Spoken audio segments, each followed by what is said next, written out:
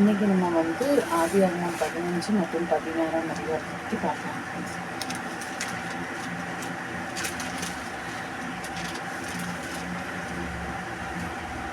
13 மற்றும் 14 அதிகாரத்தை நான் நம்ம சேனலில் போட்டிருக்கேன். பார்க்காதவங்க பார்த்துட்டு வந்துட்டு 15 மற்றும் 16 அதிகாரத்தை பாருங்கள்.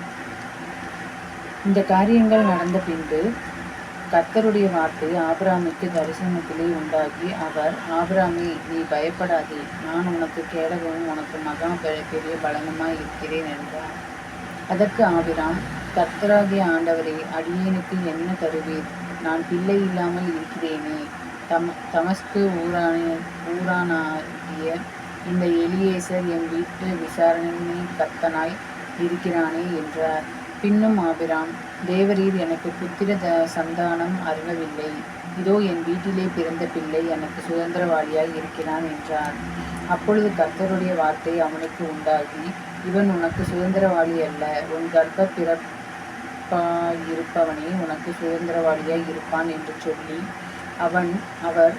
அவனை வெளியே அழைத்து, நீ வானத்தை அண்ணாந்து பார், நட்சத்திரங்களை எண்ண உம்மாலே கூடுமானால் அவைகளை எண்ணு என்று சொல்லி, பின்பு அவனை நோக்கி, உன் சந்ததி இவ்வண்ணமாய் இருக்கும் என்றார். அவர் கர்த்தரை விசுவாசித்தான், அதை அவர் அவனுக்கு நீதியாக எண்ணினார். பின்னும் அவர் அவனை நோக்கி, இந்த தேசத்தை உனக்கு சுதந்திரமாக கொடுக்கும் பொருட்டு உன்னை ஊர் என்கிற கல்தேயருடைய பட்டணத்திலிருந்து அழைத்து வந்த கர்த்தர் நானே என்றார். அதற்கு அவன், கர்த்தராகிய ஆண்டவரே, நான் அதை சுதந்திரித்துக் கொள்வேன் என்று எதினால் அறிவேன் என்றான். அதற்கு அவர், 3 வயது கிடாரியையும் 3 வயது வெள்ளாட்டையும் 3 வயது ஆட்டுக்கடாவையும் 1 காட்டுப்புறாவையும் புறா குஞ்சையும் என்னிடத்தில் கொண்டு வா என்றார். அவன் அவைகள் எல்லாவற்றையும் அவரிடத்தில் கொண்டு வந்து அவைகளை நடுவாக துண்டித்து துண்டங்களை ஒன்றுக்கொன்று எதிராக வைத்தான். பட்சிகளை அவன் துண்டிக்கவில்லை. பறவைகள் அந்த உடல்களின் மேல் இறங்கின. அவைகளை ஆபிரகாம் துரத்தினான். சூரியன் அஸ்தமிக்கும் போது ஆபிரகாமுக்கு அயர்ந்த நித்திரை வந்தது. திகிலும் காரிருளும் அவனை மூடிக்கொண்டது. அப்பொழுது அவர் ஆபிரகாமை நோக்கி, உன் சந்ததியார் தங்களுடைய அந்நிய தேசத்திலே பரதேசிகளாய் இருந்து அந்தேசத்தாரை சேவிப்பார்கள் என்றும் அவர்களால் 400 வருஷம் உபத்திரப்படுவார்கள் என்றும் நீ நிச்சயமாய் அறிய கடவாய். அவர்கள் சேவிக்கும் ஜாதிகளை நான் நியாயம் தீர்ப்பேன். பின்பு மிகுந்த பொருட்களுடனே புறப்பட்டு வருவார்கள். நீ சமாதானத்தோடு உன் பிதாக்களிடத்தில் சேருவாய். நல்ல முதிர் வயதிலே அடக்கம் பண்ணப்படுவாய். 4ஆம் தலைமுறையிலே அவர்கள் இவ்விடத்திற்கு திரும்ப வருவார்கள். ஏனென்றால் எமோரியருடைய அக்கிரமம் இன்னும் நிறைவாகவில்லை என்றார். சூரியன் அஸ்தமித்து காரிருள் உண்டான பின்பு இதோ புகைகிற சூளையும் அந்த துண்டுகளின் நடுவே கடந்து போகிற அக்னி ஜுவாலையும் தோன்றின. அந்நாளிலே கர்த்தர் ஆபிரகாமுடைய உடன்படிக்கை பண்ணி எகிப்தியரின் நதி துவக்கி ஐபிராத்து நதி என்னும் பெரிய நதி மட்டும் உள்ளது. கேனியரும் கெனிசியரும் கத்மோனியரும் ஏத்தியரும் பெரிசியரும் ரெப்பிராயரும் எமோரியரும் கானானியரும் கிர்காசியரும் எரூசியரும் என்பவர்களும் இருக்கிறதுமான இந்த தேசத்தை உன் சந்ததிக்கு கொடுத்தேன் என்றார். ஆபிரகாம் 15 முடிஞ்சது. அதில் என்ன சொல்லுவாருன்னா, இதில் நம்ம முக்கியமாக ஒரு 3 விஷயத்தை பார்க்க போகிறோம். ஃபஸ்ட்டு வாக்குத்தத்தம். ஆதியாகமம் 15 1லிருந்து 6 வரைக்கும் நம்ம வாக்குத்தத்தத்தை பற்றி பார்க்க போகிறோம். ஆபிரகாமுக்கு வாரிசு இல்லாததுனால அவன் கவலைப்படுறான், படிக்கிறான். அப்போ தேவன் அவரை வெளியே அழைச்சி கொண்டு போய் வானத்தில் உள்ள நட்சத்திரங்கள் எல்லாம் எண்ணிப்பாரு. அந்த மாதிரி ஒரு நாள் எண்ணி பார்க்க முடிஞ்சதுன்னா, அப்படி எண்ணி பார்க்குறீங்க அப்படின்னா உங்கள் சந்ததியும் இப்படி தான் இருக்கும்னு சொல்கிறாரு. அப்போ ஆபிரகாம் கர்த்தரை விசுவாசித்தான். அது அவனுக்கு நீதியாக எண்ணப்பட்டது. இது வாக்குத்தத்தம் 1லிருந்து 6 வரைக்கும் நம்ம பார்க்குறோம். அப்புறம் உடன்படிக்கை. தேவன் ஆபிரகாமோட உடன்படிக்கையை செய்கிறாரு. ஆபிரகாம் விலங்குகளை எல்லாம் துண்டித்து வைக்கிறான். ஒரு புகை சூளையும் அக்னி சூளையும், அதாவது தேவனின் பிரசன்னம் அந்த துண்டுகளின் மேலே கடந்து செல்கிறது. இது அந்த உடன்படிக்கையோட உறுதியை குறிக்குது. தீர்க்க தரிசனம். மூணாவது நம்ம தீர்க்க தரிசனமாக பார்க்குறோம். ஆபிரகாமின் சந்ததியார் வந்து அந்நிய தேசத்தில் 400 வருஷம் உபத்திரவப்பட்டு பின்பு பெரிய சொத்துக்களோடு திரும்புவார்கள் அப்படின்னு சொல்லி தேவன் வந்து தீர்க்க தரிசனம் முடிக்கிறார். இந்த 15ஆம் அதிகாரத்தில் நம்ம பார்த்தோம்.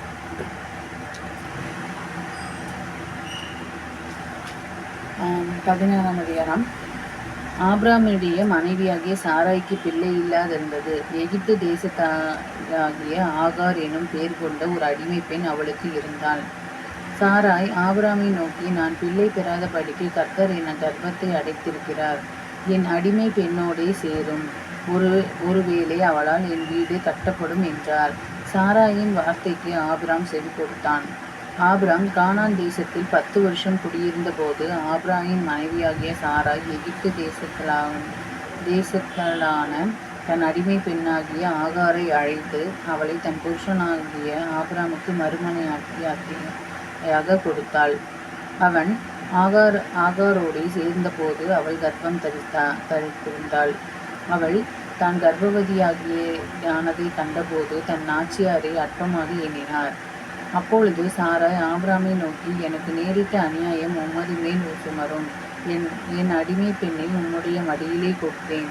அவள் தான் கர்ப்பவதியானதை கண்டு என்னை அற்பமாக எண்ணுகிறாள். கர்த்தர் எனக்கும் உமக்கும் நடுநின்று நியாயம் தீர்ப்பாராக என்றாள். அதற்கு ஆபிரகாம் சாராயை நோக்கி, இதோ உன் அடிமை பெண் உன் கைக்குள் இருக்கிறாள். உன் பார்வைக்கு நலமானபடி அவளுக்கு செய் என்றார். அப்பொழுது சாராய் அவளை கடினமாய் நடத்தினபடியால் அவளை விட்டு ஓடிப்போனாள். கர்த்தருடைய தூதனானவன் அவளை வனாந்தரத்திலே சூருக்கு போகிற வழி அருகே இருக்கிற நீரூற்றண்டையில் கண்டு, சாராயின் அடிமை பெண்ணாகிய ஆகாரே, எங்கிருந்து வருகிறாய், எங்கே போகிறாய் என்று கேட்டார். அவள், நான் என் நாச்சியாராகிய சாராயை விட்டு ஓடி போகிறேன் என்றார். அப்பொழுது கர்த்தனுடைய தூதனானவன், நீ உன் சாராய் அண்டைக்கு திரும்பி போய் அவள் கையின் மேல் அடங்கியிரு என்றார். பின்னும் கர்த்தருடைய தூதனானவன் அவளை நோக்கி, உன் சந்ததியை மிகவும் பெருக பண்ணுவேன். அது பெருகி எண்ணி முடியாததா இருக்கும் என்றார். பின்னும் கர்த்தருடைய தூதனானவர் அவரை நோக்கி, நீ கர்ப்பவதியாய் இருக்கிறாய், ஒரு குமாரனை பெறுவாய். கர்த்தர் உன் அங்கலாய்ப்பை கேட்டபடியினால் அவனுக்கு இஸ்மவேல் என்று பெயரிடுவாயாக. அவன் துஷ்ட மனுஷனாயிருப்பான். அவனுடைய கை எல்லோருக்கும் விரோதமாகவும் எல்லோருடைய கையும் அவனுக்கு விரோதமாகவும் இருக்கும். தன் சகோதரர் எல்லோருக்கும் எதிராக குடியிருப்பான் என்றார்.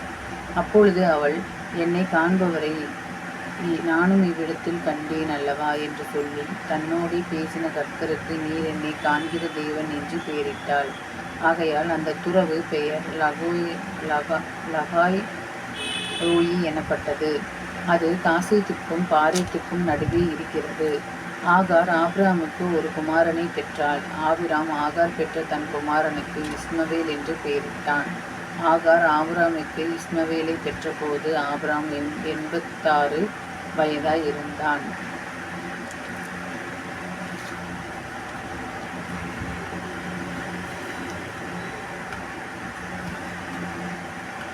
இப்போ வந்து ஆதியாகமம் 16ஆம் அதிகாரத்தில் நம்ம பார்க்குறோம் அப்படின்னா சாராயின் யோசனை 1 முதல் 6ஆம் அதிகாரம் வரைக்கும் நம்ம சாராயினோட யோசனை பார்க்குறோம். சாராய்க்கு பிள்ளை பெறாததுனால தன் அடிமை பெண்ணான ஆகாரை ஆபிராமுக்கு கொடுத்து அவளாலே ஒரு பிள்ளையை பெற நினைக்கிறான். அப்போ ஆகாரின் கர்ப்பம். அப்போ ஆகார் கர்ப்பவதியானவுடன் சாராயை அலட்சியப்படுத்துகிறாள். அந்த பொண்ணு, அடிமை பொண்ணு சாராயை அலட்சியப்படுத்தினால சாராய் ஆகாரை துன்புறுத்துகிறாள். அப்புறம் 3வது என்ன பார்க்குறோம்னா, ஆகாரை தேவன் சந்திக்கிறாரு. ஆகார் தப்பி ஓடும்போது கர்த்தருடைய தூதனானவன் அவரை சந்தித்து, நீ எங்கே போகிறான், எங்கிருந்து வருகிறாய், எங்கே போகிறேன் அப்படின்னு சொல்லி கேட்குறாங்க. அப்போ அவர் இந்த மாதிரி சாராய் என்னை ரொம்ப துன்புறுத்துறாங்க, அதனால் நான் அவர்கிட்ட விலகி போகிறேன் அப்படின்னு சொல்லி சொல்கிறாங்க. அப்போது தேவன் அவனை காண்கிறாய், எல்ரோயி என்று அவள் அவரை அழைக்கிறார். இஸ்மவேலின் பிறப்பு.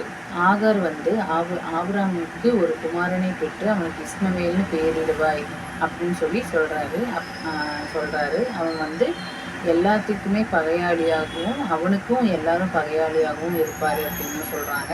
அப்போ வந்து அதே மாதிரி ஆகார் வந்து ஆபிரகாமுக்கு ஒரு குமாரனை பெற்று அவனுக்கு இஸ்மவேல்னு பேரிடுறாங்க. அவன் ஆபிரகாமுக்கு வந்து வயசு எவ்வளோன்னு பார்த்தீங்கன்னா 86 வயசு. அப்போ அதோட அந்த இது முடியுது. இதில் முக்கிய பாடம் நம்ம என்ன கற்றுக்குறோம் அப்படின்னா, ஆதியாகமம் 15ஆம் அதிகாரத்தில் வந்து நம்ம விசுவாசம், அதாவது தேவன் வாக்குத்தத்தம் பண்ணியதை அதை நிறைவேற முடியாததாக தோன்றினாலும் விசுவாசிப்பதே நீதி அப்படின்னு சொல்லி நம்ம அதை பார்க்குறோம். அப்புறம் 16வது அதிகாரத்தில் அவசரம் மற்றும் சுய முயற்சியை பார்க்குறோம்.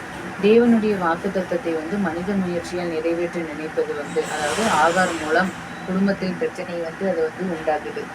3வது வந்து தேவன் என்னை காண்கிறார். ஆகார் மூலம் தேவன் கைவிடப்பட்டவர்களையும் எளியவர்களையும் பார்க்கிறார் என்பது தெரிய வருகிறது. இதுதான் நம்ம வந்து ஆதியாகமம் 15ஆம் அதிகாரத்திலையும் 16ஆம் அதிகாரத்திலையும் நம்ம பார்க்குறோம். இந்த மேலும் நம்ம பைபிள் கதைகளை பற்றி அறிய இந்த சேனலை வந்து சப்ஸ்கிரைப் பண்ணுங்கள், லைக் பண்ணுங்கள், கமெண்ட் பண்ணுங்கள், ஷேர் பண்ணுங்கள். உங்களுக்கு ஏதாவது டவுட் இருந்ததுன்னா கமெண்ட் செக்ஷனில் கமெண்ட் பண்ணுங்கள், நான் உங்களுக்கு ஆன்சர் பண்ணுறேன். இந்த நாளை ஆண்டவர் வந்து நமக்காக கொடுத்ததற்கு நன்றி. இந்த நாளில் வந்து ஆதியாகமம் 15 மற்றும் 16ஆம் அதிகாரத்தை தியானிக்கிறதுக்காக நமக்கு உதவி செஞ்ச கர்த்தருக்கு மிக மிக நன்றி. இயேசுவின் நாமத்தினால் வேண்டுகிறேன். நல்ல பிதாவே, ஆமென்.